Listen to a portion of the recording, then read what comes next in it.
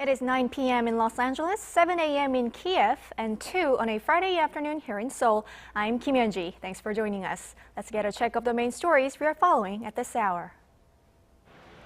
North Korea launched 4 short-range missiles toward the East Sea Thursday afternoon amid annual military exercises between Korea and the United States.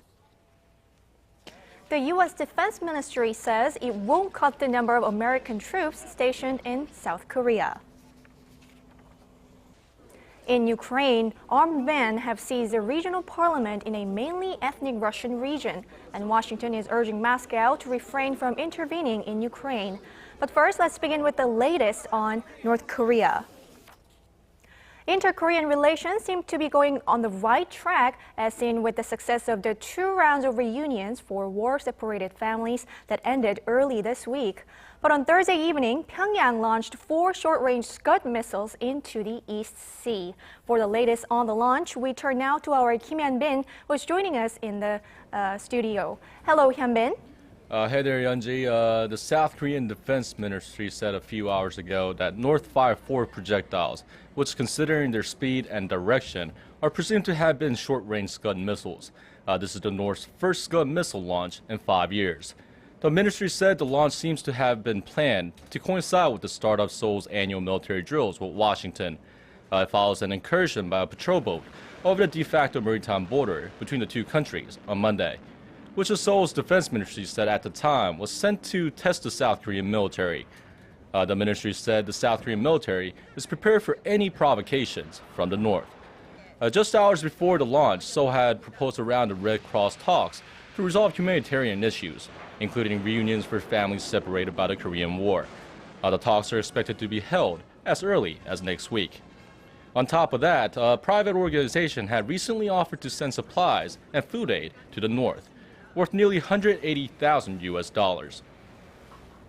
Okay, the question is, why now? What might be some of the reasons for the launch? Well, there are some conflicting views. With the recent improvement of inter-Korean relations, some experts believe the North executed the launch to get leverage during negotiations between the 2 Koreas. Other experts believe that this was a protest against the strong condemnation of the North's nuclear program and human rights violation by U.S. Secretary of State John Kerry. Korean broadcaster YTN reported, citing government officials, that North Korea had also fired off 4 projectiles from its eastern coast, north of Wonsan, into the East Sea in a northeasterly direction last Friday, during the 2nd day of the inter-Korean family reunions. The projectiles were believed to have a range of around 100 kilometers. The South Korean government is keeping a close eye on the recent provocations and plans to set up countermeasures against future provocations. Thank you, Hyun-bin, for your report. That was our Kim Hyun-bin reporting on North Korea's latest Scud missile launch. A top U.S. defense official says Pentagon's plan to cut the Army's overall troop numbers will not affect the number of U.S. troops stationed here in South Korea. Speaking at a forum in Washington this week, Acting Deputy Secretary of Defense Kristen Fox said the U.S. military operations in Korea will not be affected, as they are crucial to ensure the security of the Korean peninsula. She added the U.S. military rebalance to the Asia-Pacific region will also not change. Currently, there are slightly over 28,000 U.S. troops stationed in Korea. Earlier this week, U.S. Defense Secretary Chuck Hagel unveiled plans to cut U.S. Army numbers by between 70 and 80,000. Former Japanese Prime Minister Tomichi Murayama says Tokyo should scrap plans to re-examine its landmark apology for forcing women to work as sex slaves for its military during World War II. When asked about the Abe administration's recent remarks on reconsidering the 1993 Kono statement, Murayama, who had also apologized for Japan's wartime atrocities during his premiership, said reopening the case would do nothing but offend Koreans. Meanwhile, the Chinese government has decided to designate a national memorial day for the victims of the 1937 Nanjing massacre. Analysts say the move is part of China's protest campaign against Japan, following Abe's visit to a controversial war shrine that honors several Class A war criminals. Back here in the nation, the National Assembly is expected to vote on 160 bills on this Friday, the last day of this month's extraordinary session. The list of bills on the table includes one that would allow the parliament to swiftly appoint special prosecutors for investigations into sensitive issues. However, it is unclear whether bills related to people's livelihoods will gain approval before this session ends because of wide differences among the rival parties. The parties are particularly divided over a pension bill that would offer a monthly pension to senior citizens over the age of 65 in the bottom 70% of the income bracket. One of Korea's nuclear reactors shut down suddenly this Friday morning. The 950,000 kilowatt Hanbit 2 reactor in Yeonggwang, Jeollanam-do province came to a halt at around 10:50 a.m. State-run plant operator Korea Hydro and Nuclear Power said it is investigating the exact cause of the shutdown, but added that the incident will not interfere with electricity production. This is the first time in 7 years the reactor has shut down, and the second nuclear reactor shut down this year, following one reported late last month in Uljin, Gyeongsangbuk-do province. Korea has 23 nuclear reactors. With the shutdown today, 6 are now offline.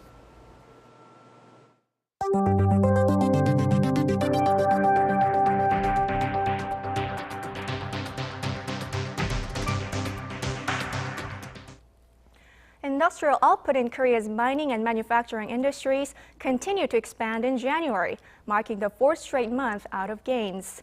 But last month's 0.1% growth has declined sharply from the previous month, largely because there were fewer work days due to the Lunar New Year holiday. Statistics Korea says the growth of overall industrial output inched up to the 1% range in January, suggesting the domestic economy may be recovering. Spending jumped to a 34-month high of 2.4% due to an increase in sales of food and automobiles during the New Year holiday. Well, let's take a look at how the local stock market is doing.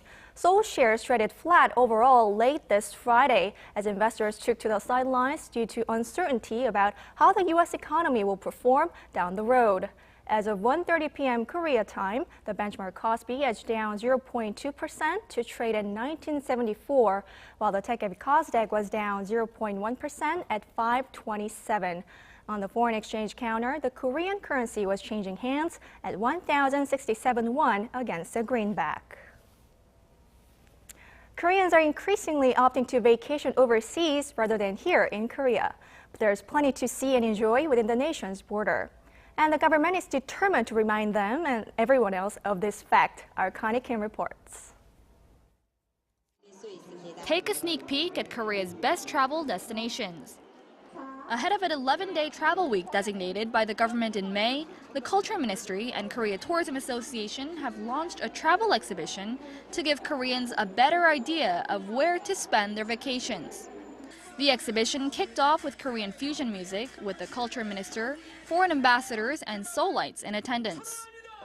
There are a lot of good travel destinations in Korea. We want to inform and promote diverse places so that people can visit different places in the nation. For me, as the ambassador of Russia, it's of great importance, especially this year, because our two presidents last November, when my president, Mr. Putin, he visited Korea, they reached an agreement on the special regime for visits. So I am waiting for crowds of Russian tourists coming to Korea. From the city of Andong's famous Korean beef to Uljin Island's pumpkin taffy, the exhibition introduces the unique tastes that different regions of the country offer. Visitors were drawn in by the exhibition's national park booth, where they got to walk on simulated park trails.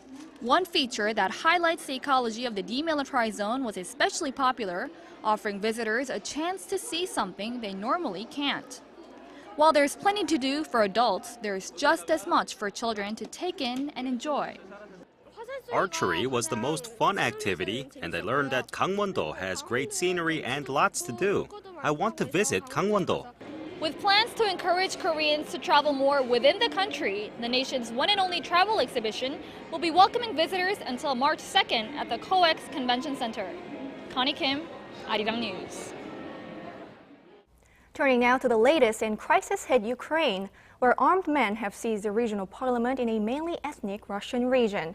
The United States is urging Russia to show in the coming days that it's sincere about its promise not to intervene in Ukraine. Our Shin Se-min has the details. As many as 50 armed men seized a regional government headquarters in Crimea on Thursday and raised a Russian flag. The region provides a base for the Russia's Black Sea Fleet. Ukraine's new rulers in Kiev have warned that any movement by Russian forces beyond the base's territory would be tantamount to aggression. Russian Foreign Minister Sergei Lavrov moved to assure U.S. Secretary of State John Kerry that Russia will respect Ukraine's territory. In response, the U.S. told Russia to show it's sincere about its promise. Washington is concerned after Russian President Vladimir Putin ordered a surprise military exercise on Ukraine's doorstep this week. Other Western nations like Britain and Germany are also calling on Russia to help ease the turmoil in Ukraine's Russian-dominated region. Also Thursday, the new Ukrainian government held its first cabinet meeting, led by newly appointed Prime Minister Arseniy Yatsenyuk. In the meantime, ouster President Viktor Yanukovych is said to be in Russia, as Russian state news agencies reported he plans to hold a news conference on Friday. He has declared he is still Ukraine's president, but has lost support across almost the entire country. Shin Se-min, Arirang News. Britain's intelligence agency has reportedly captured still webcam images of millions of Yahoo users, which include a large quantity of sexually explicit images. The Guardian newspaper reported on Thursday that GDHQ, with the help of the U.S. National Security Agency, gathered materials based on documents originating from NSA leaker Edward Snowden. A program called Optic Nerve made the interceptions possible and stored captures between 2008 and 2010. Yahoo said if the report is true, it would be a whole new level of violation of their users' privacy. U.S. Federal Reserve Chair Janet Yellen says harsh weather, such as heavy snow and cold snaps, played a role in the lower-than-forecast figures in the employment, retailing, and manufacturing sectors. Yellen told a key Senate committee on Thursday that Fed officials will look into the matter, as they are not sure how big the weather factor is and whether it will influence the tapering of the Fed's bond buying program. If plans stay on course, the Fed will trim its monthly bond purchases from $65 to $55 billion next month. The unemployment rate is not. A three-parent in vitro fertilization technique is stirring up controversy in the United States. While biologists say the procedure is a promising way to stop inherited diseases, critics claim it will lead to a generation of designer babies. Kim Min-ji reports. Baby monkey Mido has three parents, two biological mothers and one father. Mido's mother's egg was injected with mitochondrial DNA from a female donor and then fertilized with his father's sperm. Mitochondria are energy-producing structures which biologists call the powerhouses that drive the cells. Although the material makes up less than 1% of a person's genes, a mutation can cause various inherited diseases, such as Alzheimer's, diabetes, and even cancer. The researchers who had success with the three-parent in vitro fertilization technique with Mido said the procedure should be allowed for humans. This will work in humans because we've tested in other primates, non-human primates. However, the procedure has sparked controversy among critics. They say it is unethical and leads to a generation of customized designer babies. If it is our opinion right now that we can correct the children this way, that means that we become the manufacturers of new generations. The U.S. Food and Drug Administration held public hearings this week on whether to allow human trials, but no decisions were made. Meanwhile, Britain on Thursday proposed new rules allowing scientists to create three-parent embryos to prevent the passage of incurable diseases to children.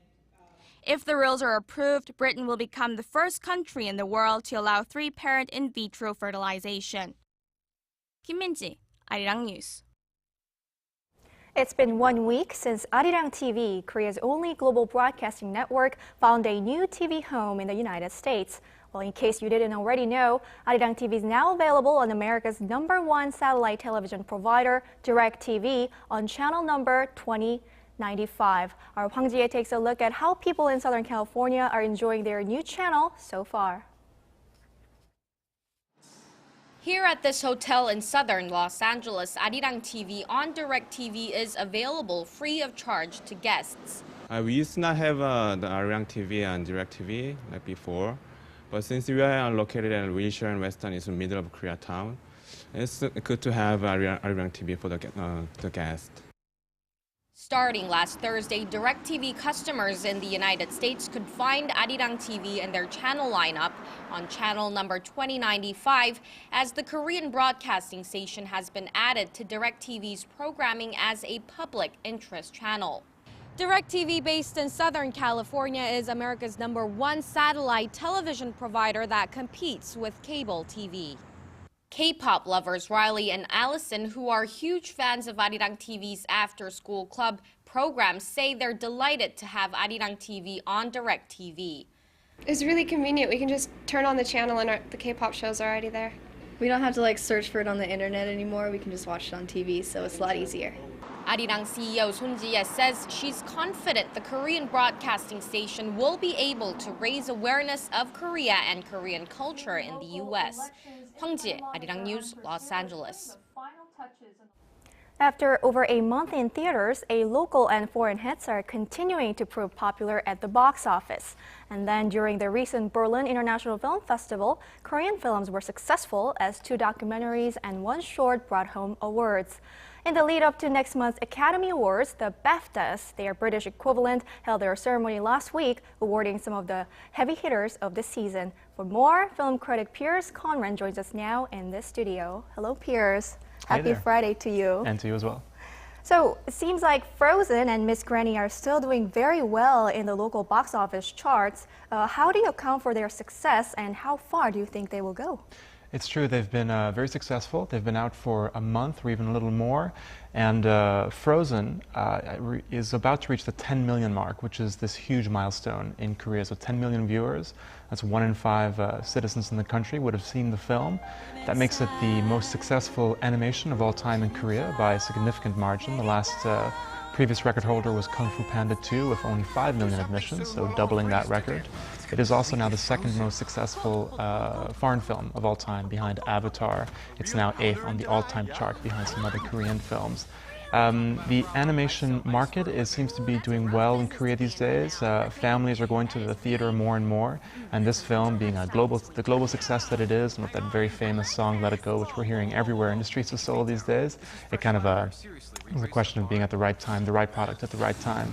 Concerning Miss Granny, that's the local hit, a family comedy about an old woman who finds herself in the body of a 20-year-old. That has appealed to families, of course, with older viewers and younger viewers. There's also a musical element, so plenty of appealing elements for the family there. That was a Lunar New Year film, and it is about to reach the 8 million mark, so a huge success there. So they've been kind of dominating the charts, but they're just on their way out now, so we're about to see a fresh batch of films come in. I know, I remember, exactly 1 month ago we were talking about these 2 very films, and now they are still successful. It's amazing. Exactly, they're really enduring popularity. That's right. Well, Korean films picked up 3 awards in Berlin this year. How significant are these awards, and could you tell us about the films? Well, I was very keen on the Korean films that were selected for Berlin this year. There were 7 in total. The most prominent of those was Snowpiercer, Bong Joon-ho's big sci-fi post-apocalyptic film. That had a gala screening, but more interesting were some of the independent films that played at the festival. A number of those were imported from the Busan International Film Festival last year, including the documentary Nonfiction Diary and the independent drama 10 Minutes. But also there were two world premieres, another documentary called The Dream of Iron, and a film called Night Flight by a director who's actually called Lee Song-hil. It's his third time in Berlin in 7 years. Now, the 3 films won awards. The documentaries Nonfiction Diary and A Dream of Iron shared the NetPAC Award, which is an award given to the best Asian film. Of course, at Berlin, with over 400 films every year, there are a number of Asian films, so that is not an insignificant award. The 3rd prize was for the short Sprout, also from the Busan Film Festival. that won the Crystal Bear for short film in the Generation K Plus section, which is a section devoted for films for youngsters. It's a very charming film. So these were 7 films and 3 awards in a program of over 400 films. That's a lot of recognition for Korean cinema, and I felt they're very much deserving films, and I'm excited to see where they'll go in the months to come in the festival circuit. Okay. Were there any other major successes in Berlin this year other than these Korean films? Certainly. There were no Korean films in the main competition this year. The winner of the big prize, which is the Golden Bear, it was a film, Chinese film, and that was Black Coal Thin Ice. That won the Golden Bear for Best Film, as well as the prize for Best Actor. So China, you know, that's a big showing for China, which has traditionally not always had a huge showing at festivals. Now that their market is growing so big and so many commercial films are doing so very well in China these days, to have the kind of independent success as well is very healthy for that market. Another Chinese film also won a Silver Bear Prize. That was called Blind Massage. And beyond that, there was one film I'm very curious to see by one of my favorite filmmakers called Richard Linklater. His new film is Boyhood. It premiered at Sundance and it played at Berlin. It won the Best Director prize. That looks very good, and I'm excited to see that, but I don't know how long it'll be before it comes here. Wow, so China claimed 2 of the very top awards. Absolutely, yeah, a big showing for them. Good for them. Are any other Korean films doing well at festivals these days? Certainly. Again, a lot of great films coming in from Busan. There was a film 10 Minutes, which was also at Berlin, won a prize a few weeks ago in France, the top prize at a festival called the Vesoul International Film Festival. That's an Asian film event. Even more successful was the film Hangongju, which is a film which I was very, very keen on. It was my favorite film at Busan last year, and that won, in addition to the awards it won in Busan, this year it has won the top prize at the Marrakesh and Rotterdam International Film Festivals. So that's been a really very big showing for that film, and I think we can expect it to go even further in the months to come. Then who were the big winners at the BAFTAs, the British Academy Film Awards, this year? Yeah, so the BAFTAs, being they happen before the Oscars, or the British equivalent of the Oscars. The big winner was 12 Years a Slave. It won Best Film. However, the film Gravity won the most awards. There were only a few surprises. Perhaps the biggest surprise was that the actor Barkhad Abdi won the Best Supporting Actor award for Captain Phillips. Other people would have guessed that maybe Matthew McConaughey for Dallas Buyers Club, or Jared Leto for Dallas Buyers Club, or Michael Fassbender for 12 Years a Slave might have picked that up. But one interesting thing is that both the films, 12 Years a Slave and Gravity, they're technically American films, but they were kind of considered British by this awarding body. Gravity was given the award for Best British Film, somewhat surprising. It doesn't seem like a British film, but I believe it was partially shot there in London. And there are many British actors in 12 Years a Slave, and it was also directed by a British filmmaker called Steve McQueen.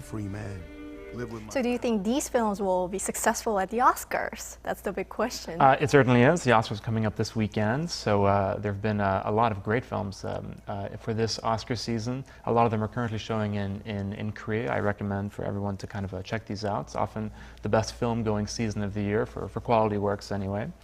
And I think it'll be pretty similar. I imagine that 12 Years a Slave may very well repeat and win the Best Film Award, whereas Alfonso Cuarón, the director of Gravity, might pick up that Director Award. What might change is that the Best Actor prize went to Chiwetel Ejiofor at the BAFTAs, and he was the actor from 12 Years a Slave. He's also a British actor. I'm wondering if Matthew McConaughey will come in from underneath and grab the Best Actor prize for Dallas Buyers Club. He's been in a string of incredible roles this year, or in the last 2 years, and even at the moment there's this TV show called True Detective, which is excellent. I recommend anyone to seek it out. Everyone's buzzing about it in Hollywood, and he's in that, and he's doing very well in that. So while that's playing at the same time as the Oscars, that might very well come in his favor at the end of the day. All right, so we have the Oscars coming up like this weekend. Yeah. Do you have any other news for fans here in Korea, like things to look out for this weekend? There's all these Oscar films are playing at the moment. There's the film Inside Llewyn Davis, which is the new Coen brothers film. That is up for Best Screenplay. And so it's a new Coen brothers film. It's one of their most acclaimed ones in a few years. It played at Cannes. It's been doing very well in limited release here. Also recently the film American Hustle came out. So a big cast in that movie. We've got Kristen Bale and Bradley Cooper and Jennifer Lawrence, who's widely tipped to win the Best Supporting Actress award. And so that's currently playing in Korea, and 12 Years a Slave also just opened, and so that's of course, everyone should check that out if they want to see a good quality period film there. So there's really plenty to choose from at the moment. So it's a good time to be a film goer in Korea right now. All right, thank you, Pierce, for that. I'm sure the fans are very excited. We will see you again next Friday. Thanks very much.